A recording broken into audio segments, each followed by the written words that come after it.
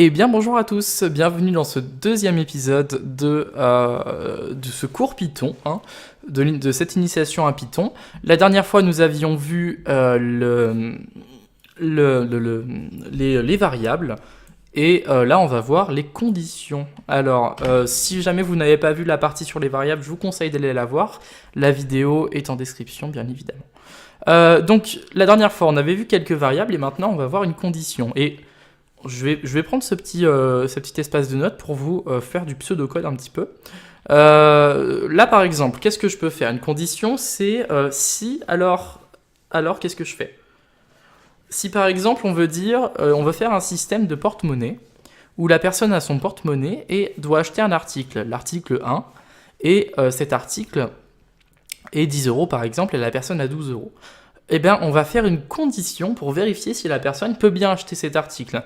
Donc, par exemple, là, je vais affecter une variable, je vais lui dire money, donc mon argent, est égal, on va dire qu'on a 10 €, et article 1 est égal 8 €. Ensuite, pour faire une condition, c'est pas très compliqué, il suffit simplement d'utiliser l'attribut if, espace, votre condition. Donc, ça peut être money. Donc là, dans ce cas, ce sera money, on veut que ce soit supérieur ou égal à 8. Et à surtout ne pas oublier, c'est les deux points. Ensuite, vous faites entrer. D'ailleurs, oui, Python est très basé sur les tabulations. Donc pour ça, vous appuyez, si vous préférez, vous allez ici, en dessous du if, vous appuyez sur tab, et voilà, une tabulation. Et quand vous faites une condition, ou quel que soit l'attribut qui finit par 2 points, forcément, vous devrez utiliser une tabulation. C'est comme ça que le langage fonctionne. C'est pas comme, par exemple, le langage PHP, qui est plus d'ailleurs orienté sur web, mais qui n'exige pas ça. Donc là, on va dire à l'ordinateur quoi faire. Donc on va dire print. On va lui dire affiche-moi, tu peux acheter cet article. Voilà. Et c'est pas tout à fait fini parce que l'ordinateur sait pas trop quoi faire si jamais je n'ai pas assez d'argent. Donc on va lui ajouter l'attribut else, 2 points, entrée encore une fois, qui va faire une tabulation automatique. Et là on va dire print, tu ne peux pas acheter cet article car tu n'as... Alors oui, je vous ai pas parlé de ça. Si jamais vous voulez faire, si vous avez un caractère qui inclut une guillemet ou alors un petit tic comme ça, et ben vous avez simplement à mettre un anti-slash devant en faisant Alt et en appuyant sur 8. Hop, vous pouvez faire votre petit caractère. Tu n'as pas assez, encore une fois, d'argent. Voilà.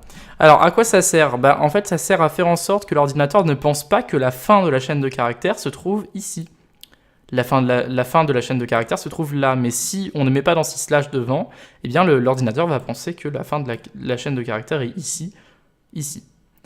Donc voilà, là on a fait notre condition, et vous voyez que c'est assez simple en fait. On a simplement dit à l'ordinateur, alors si jamais mon argent, donc la money, est supérieur ou égal à 8, alors tu vas effectuer ce code. Et ce code, il te dit que d'afficher, tu peux acheter cet article. Donc là, on va effectuer ce programme. Et qu'est-ce qu'il me dit? Voilà, tu peux acheter cet article, car ma money est plus grande. Si par exemple, maintenant, je dis que j'ai 7 € et que le prix est de 8 €, là, qu'est-ce qu'il va me dire? Il va me dire, tu ne peux pas acheter cet article car tu n'as pas assez d'argent. Et c'est très intéressant parce qu'on peut créer des petits algorithmes, donc des petites chaînes de conditions, comme ça. Si par exemple on fait une variable âge et on dit que la personne a 18 ans, et hop, on va lui dire de refaire une condition quand elle a testé cette condition. Alors je fais juste le petit programme et puis après je vous explique ce que ça veut dire. Donc du coup, voilà. Donc là je viens de faire un petit programme qui vient de me dire, donc on va faire une première vérification ici. Donc qui va dire, voilà, alors si jamais l'argent est plus grand ou égal à 8, alors on passe à l'étape suivante. Donc là, l'argent, on va dire qu'on a 10 et le prix est à 8. Et on veut aussi vérifier que la personne ait 18 ans, on imagine que c'est un article réservé aux plus de 18 ans. La personne, bah, hop, if, donc la variable âge, qui est juste là, est supérieure ou égale à 18, alors, hop, on va afficher tu peux acheter cet article. Ou sinon, on va acheter tu ne peux pas acheter cet article car tu n'as pas 18 ans. Et vous voyez que là, on n'est pas sur les mêmes else, on n'est pas sur les mêmes conditions. Alors là, c'est l'autre de celui-ci. De si jamais on n'a pas assez d'argent, on va afficher ça. Et si jamais on a assez d'argent mais qu'on n'a pas l'âge requis, eh ben on va afficher ça. Et là, on va voir que effectivement, bon là, on va me dire normalement que je peux acheter cet article. Voilà, tu peux acheter cet article. Par contre, si je dis maintenant que j'ai 17 ans, hop, il va me dire tu ne peux pas acheter cela car tu n'as pas 18 ans. Et c'est très intéressant car on peut faire vraiment des espèces de chaînes algorithmiques comme ça. On peut même faire un autre petit test avec végétarien est égal 1 ou 0 d'ailleurs. On va dire 1 pour oui. Donc là, hop, on va dire if végétarien est égal à 1. Alors ça, je vais vous en parler juste après. Hop, print. Tu peux acheter ceci. Dans le cas contraire, on va mettre else, 2 points, print, tu ne peux pas acheter ceci, car tu n'es pas végétarien. Voilà. Alors là, qu'est-ce que je viens de faire? Je viens de dire en plus... Donc on fait la première condition, donc si jamais j'ai assez d'argent, ensuite on cherche à savoir si j'ai l'âge requis, et ensuite on cherche à savoir si je suis végétarien. Donc pour moi végétarien c'est égal à 1, hein, voilà.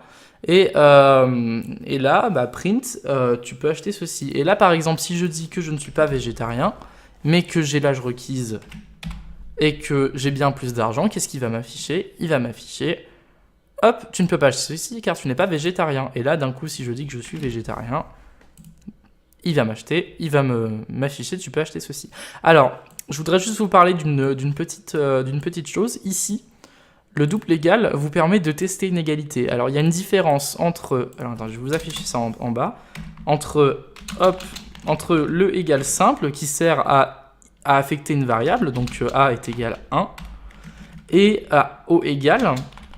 au double égal qui vous permet de tester l'égalité. Par exemple, regardez, si je vais dans ma console, ici, je vais dire 10 est égal, bon, je vais dire A est égal 5. Donc là, si je lui demande de m'afficher A, il va me dire 5. Par contre, si je vais lui dire 10 est égal 15, pour tester l'égalité, hop, il va me dire false, car ce n'est pas vrai. 10 n'est pas égal à 15. Par contre, si je fais 10, 2 égale à 10, effectivement, c'est vrai. Donc là, ce qu'il faut bien retenir, c'est que ces deux égales là, sont là pour tester l'égalité, alors que le simple est là pour affecter une variable. Bah voilà, c'est tout ce que vous aviez besoin de savoir sur les conditions, c'est vraiment pas très compliqué. Dans le chapitre suivant, je pense qu'on va voir les boucles, ou les fonctions, je ne sais pas encore. Et donc voilà, en tout cas j'espère que cette vidéo vous aura plu, si c'est le cas, n'hésitez pas à vous abonner et à laisser un petit like, ça me fait vraiment très plaisir. Ciao tout le monde!